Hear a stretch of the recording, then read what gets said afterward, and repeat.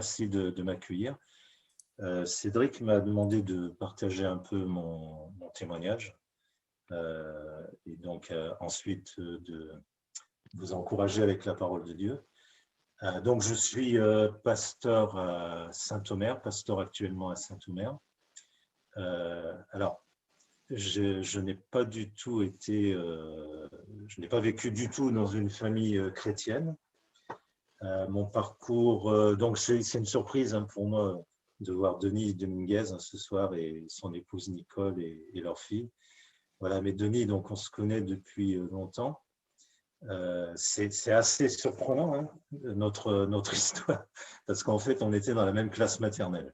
Voilà, donc, et quand je me suis converti, que je suis lyonnais d'origine, et donc je suis allé à l'église à Lyon, et là j'ai rencontré Denis, et quelle surprise de se reconnaître après toutes ces années, sachant que lui était converti depuis déjà un certain temps, et certainement il a eu un parcours différent du mien, parce que en fait, moi à l'âge de, c'est passé vers 15 ans, j'ai vraiment mal tourné.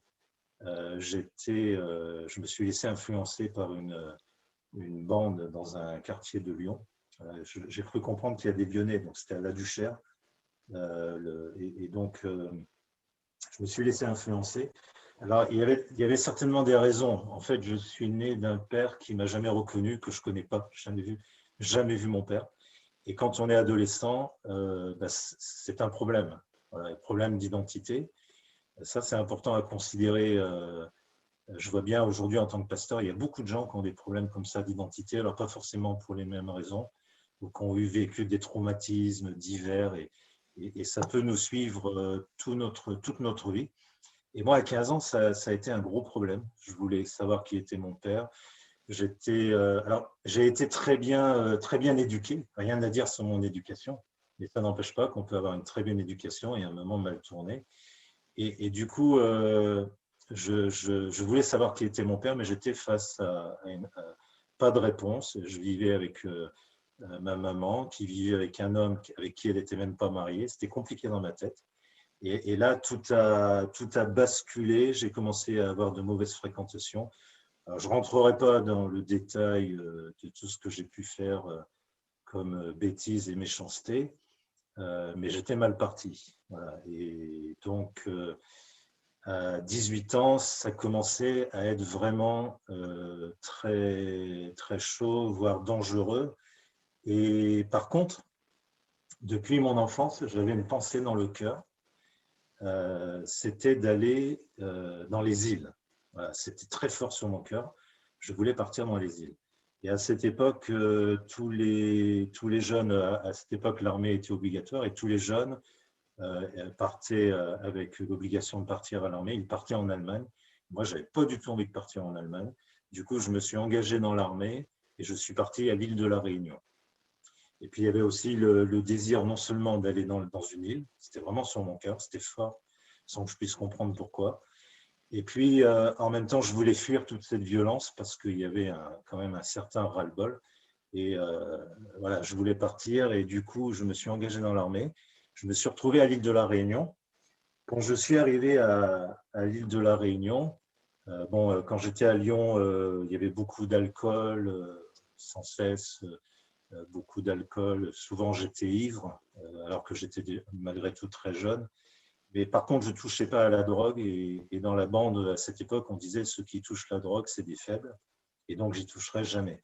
Et en fait, le premier soir que je suis arrivé à l'île de la Réunion, comme quoi nous sommes très influençables quand on ne connaît pas Dieu, le premier soir, je me suis rendu compte que dans la caserne, il y avait quasiment 60% des militaires qui fumaient de l'herbe.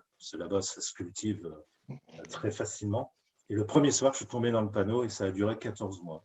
Voilà, sans arrêt, fumer du joint, plus l'alcool. Alors, je ne vous dis pas l'état dans lequel je pouvais être parfois.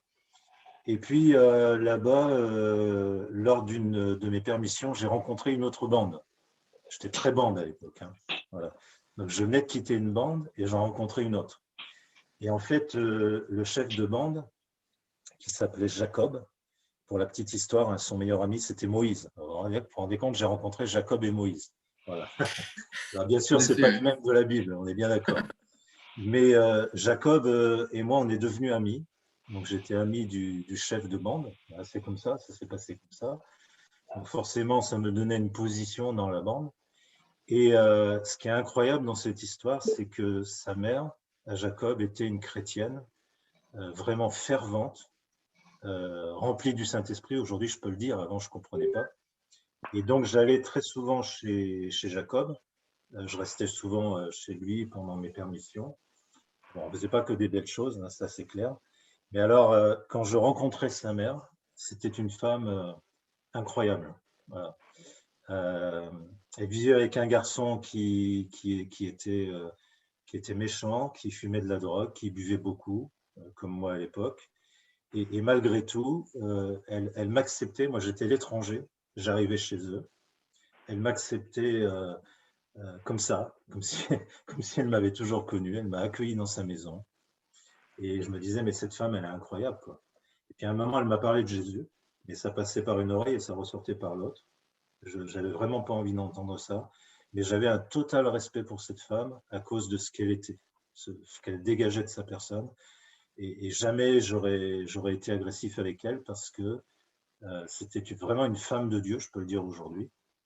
Et il s'est passé un jour, plutôt un soir, une chose extraordinaire, vraiment extraordinaire. C'est un miracle. Moi, je ne cherchais pas Dieu du tout, j'étais plutôt moqueur, je fuyais tout ce qui parle de Dieu.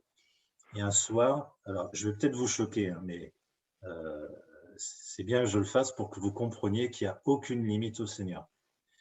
J'étais complètement ivre et sous l'emprise de la drogue. Je suis arrivé avec Jacob, lui, il n'était pas mieux.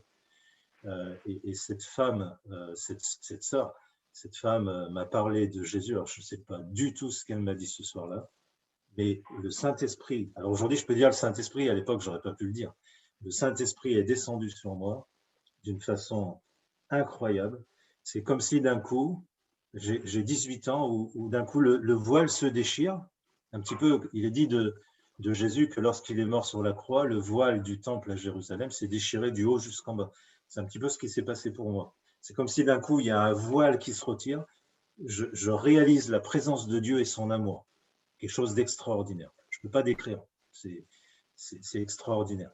Alors, je sais que cette femme priait pour moi. Il y en avait peut-être d'autres qui priaient. Hein.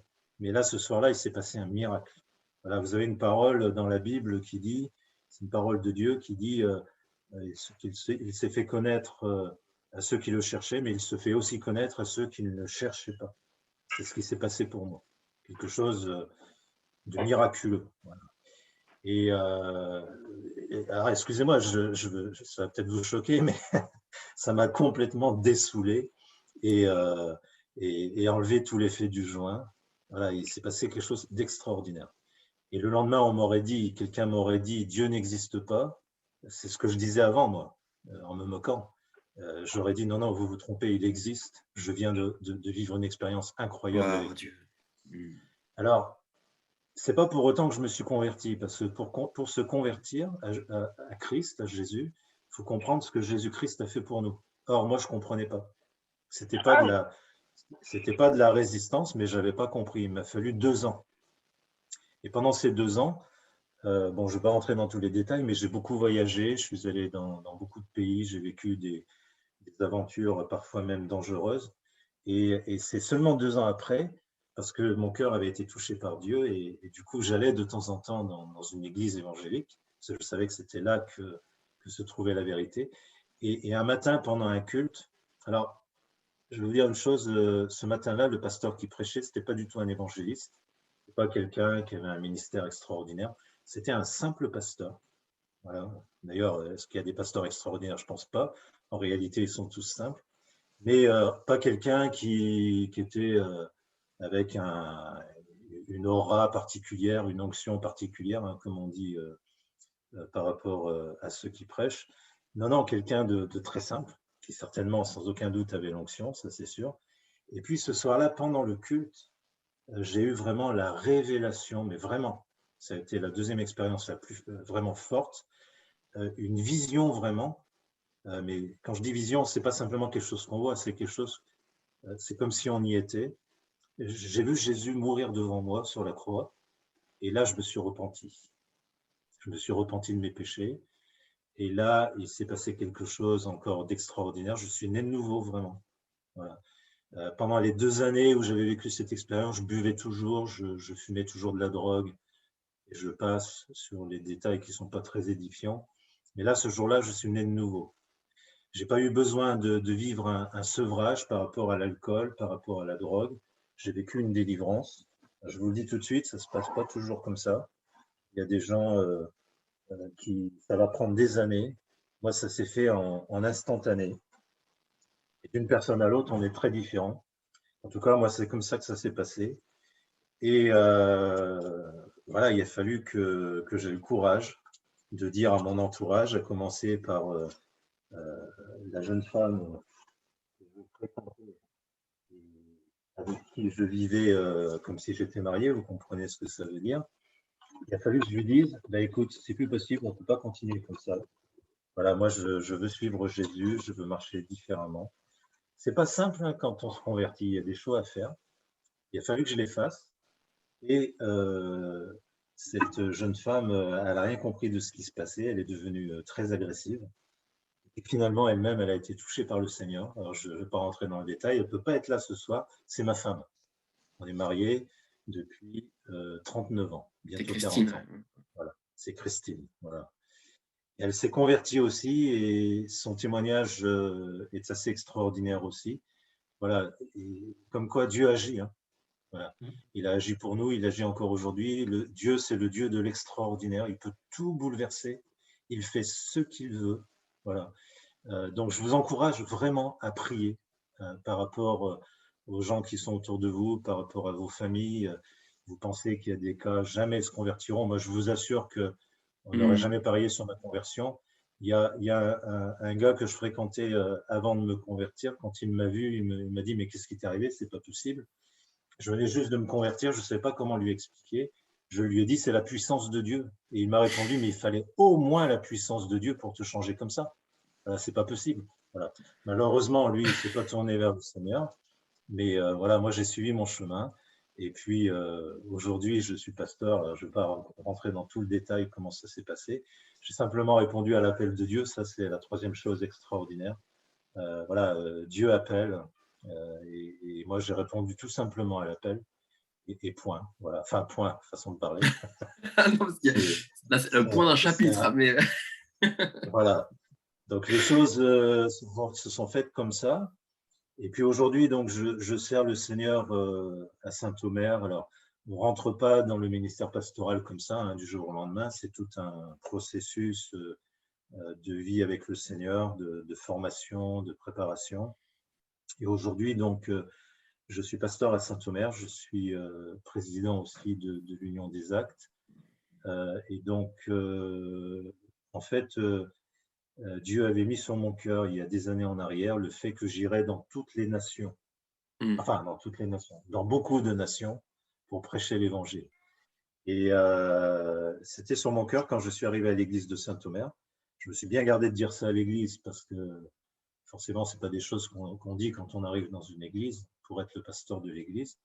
Et ce que je ne savais pas, le Seigneur m'a fait découvrir ça 2 ans plus tard, après que je sois arrivé à Saint-Omer, c'est que sur le littoral des Hauts-de-France, où nous sommes, eh bien, il y a des migrants qui viennent de beaucoup de nations, de l'Érythrée, de l'Irak, de l'Iran, de la Syrie, du Soudan. Voilà, j'en oublie beaucoup, hein. Il y a de tous les pays, de beaucoup de pays, de l'Afghanistan, du Pakistan, ils sont tous là. Et moi, dans mon esprit, parce que j'avais vraiment reçu cette conviction, j'allais prendre l'avion et j'allais partir, j'allais faire des milliers de kilomètres pour aller évangéliser dans certains pays. Le Seigneur m'a dit non, ils sont là. Ils sont là. Et j'ai découvert ça. Et du coup, je rencontre constamment tous ces gens-là en faisant simplement 40 kilomètres en voiture. Voilà. J'y vais tous les mercredis. Aujourd'hui, j'y étais. Il y a des situations vraiment terribles avec des gens qui sont dehors, des familles entières qui sont dehors. Tout à l'heure, on s'entretenait avec Cédric de la parabole du Samaritain. Le Samaritain, il n'a pas reçu un appel particulier, il a vu la détresse et son cœur a été ému de compassion. Et je pense que nous, en tant que chrétiens, alors bien sûr, on a coutume de dire on ne peut pas porter toute la détresse du monde.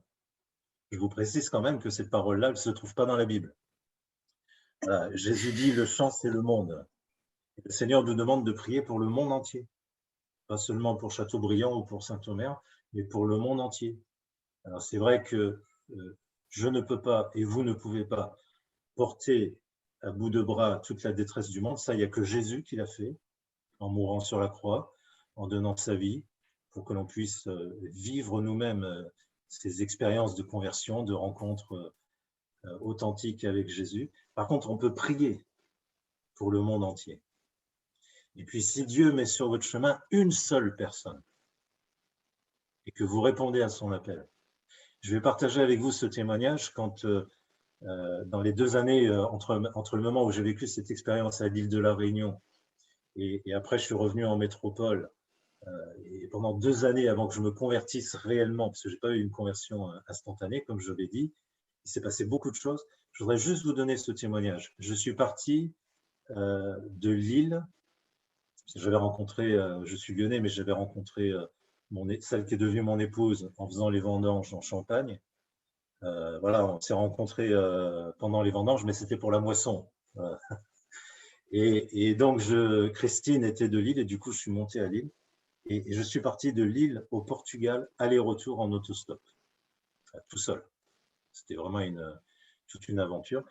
Et en arrivant au Portugal, j'avais plus d'argent. C'était vraiment un petit peu la folie de jeunesse. J'avais plus d'argent, j'avais faim, j'avais froid, parce qu'il faisait froid en plus. Je dormais dans des maisons désaffectées. Et puis là, alors que je fais du stop au Portugal, il y a un monsieur, 75 ans environ, qui vient vers moi, bien plus petit que moi. Là, vous ne pouvez pas me voir, mais je suis assez grand. Bien plus petit que moi, il vient vers moi et il sort de sa poche un petit livre. Je parlais pas portugais, mais je comprends tout de suite que c'est un évangile. Et il n'a pas fait de discours, il m'a dit viens. Alors vous savez, quand vous avez faim et que vous avez froid, qu'est-ce que vous faites? Vous suivez la personne, surtout que c'était quelqu'un de très aimable qui portait sur son visage quelque chose de particulier. Je le suis. Et puis j'arrive dans sa maison, c'était au Portugal, il ne me connaissait pas. Je n'étais pas avec cette allure que j'ai aujourd'hui, hein, c'était différent. Et puis, il ne me connaît pas, il me fait rentrer dans sa maison. Sa femme est là, elle ne pose pas de questions, elle m'accueille. Je dis, waouh! Quand je réfléchis à tout ça aujourd'hui, je dis, mais c'est incroyable ce qu'ils ont fait. Ils me font manger, ils me font dormir chez eux. Alors, le soir, ils m'ont dit, avant d'aller dormir, ils m'ont fait comprendre, mets-toi à genoux. Lui, il était d'un côté, sa femme de l'autre. Ils ont prié pour moi. Je n'ai rien compris ce qu'ils ont dit. Et puis, le lendemain, je suis parti. Ils voulaient me donner de l'argent même. J'ai refusé. J'ai dit non. Je suis parti. Et puis, je me suis converti, je ne sais pas combien de temps plus tard. Et quand je me suis converti, je leur ai envoyé une lettre. Il y avait une sœur dans l'église où j'étais qui était portugaise. Je lui ai dit, est-ce que tu peux me faire une lettre en portugais? Je lui ai dit, j'ai envoyé une lettre. Je leur ai dit ce que vous avez fait. C'est peu de choses, mais quand même, il fallait le faire quand même. C'est peu de choses, mais vous avez été un petit peu comme le Samaritain sur le chemin qui rencontre un gars blessé. Voilà. Et ce que vous avez fait, j'ai cité cette parabole de Jésus où Jésus parle de la semence. Il dit un grain en donne 30, un autre 60 et un autre 100. Voilà. Vous avez juste fait un petit grain. Si vous rencontrez un gars blessé ou une fille blessée, en ce moment au niveau de l'Union des Actes. L'Union des Actes, c'est les actions chrétiennes de travail et d'engagement social. On a mis en place une formation pour faire face aux personnes qui se prostituent. Si vous rencontrez une femme qui se prostitue ou même un homme, parce que ça existe aussi, et que vous êtes face à une situation de détresse comme ça, surtout ne jugez pas. Vous savez, il y a des parcours de vie. Quand on creuse l'histoire, on se rend compte que certaines personnes sont tombées dans des péchés et derrière, il y a eu tout un processus. Surtout, ne jugez pas. Déjà, le regard. Moi, ce qui m'a interpellé chez la sœur de l'île de la Réunion et chez le couple au Portugal, c'est déjà le regard. Je voyais des gens qui m'aimaient, pas des gens qui me jugeaient. Ils auraient pu me juger, hein, franchement. Ils auraient pu. Mais ils ne me jugeaient pas, ils m'aimaient. Et ça c'est fort. Quand vous croisez quelqu'un, que vous sentez qu'il vous aime, même si vous n'êtes pas d'accord avec ce qu'il fait, je ne dis pas qu'il faut approuver tout ce que les gens font, loin de là. Mais si vous sentez que la personne qui est en face de vous, qui dit qu'elle est chrétien ou chrétienne, vous aime, ça fait toute la différence. C'est déjà un beau message. Je vais sur les camps de migrants, j'en parlais tout à l'heure avec Cédric, avec un frère qui a 71 ans. Aujourd'hui, il parle un peu anglais, il parle même l'arabe. Moi, je ne parle pas arabe, je parle juste l'anglais. Et avant qu'il parle anglais, il me disait, il y a un langage qui ne trompe pas, c'est le regard. Il regarde les migrants droit dans les yeux et les migrants savent qu'il les aime. Pourtant, c'est un frère qui, dans le passé, il avait beaucoup de préjugés sur les migrants. Et quand il a vu leur détresse, il a été bouleversé, comme le Samaritain dont nous parle Jésus. Voilà. Si vous faites même une petite chose, même si c'est une petite graine, même un sandwich donné à quelqu'un, il n'y a pas longtemps, ça m'est arrivé des fois de rencontrer des gens qui demandent de l'argent. En fait, ils ne veulent pas manger, ils veulent juste de l'argent. C'est vrai, ça existe. Mais là c'est pareil, ne jugeons pas trop vite quand même. Ouais, et là, il n'y a pas longtemps, j'ai rencontré un gars qui me disait « j'ai pas mangé depuis 2 jours, je n'ai plus de force ». Alors j'ai dit « écoute, viens, on va faire des courses ensemble ». Et je suis allé faire des courses avec lui. Je voyais dans ses yeux, il avait des yeux vitreux.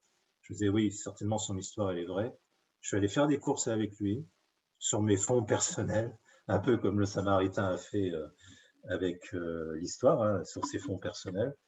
Et le gars, il ne savait plus comment me remercier. Il sait que je suis pasteur. Si vous rencontrez des gens et qu'ils savent que vous êtes chrétien, s'ils sentent que vous les aimez, si vous faites peu de choses, c'est énorme quand même. C'est énorme. Et ça peut porter un fruit au-delà de tout ce qu'on peut penser ou même imaginer. Amen. Vous avez un exemple vivant devant vous. Voilà. J'arrête là parce que sinon je vais parler 2 heures.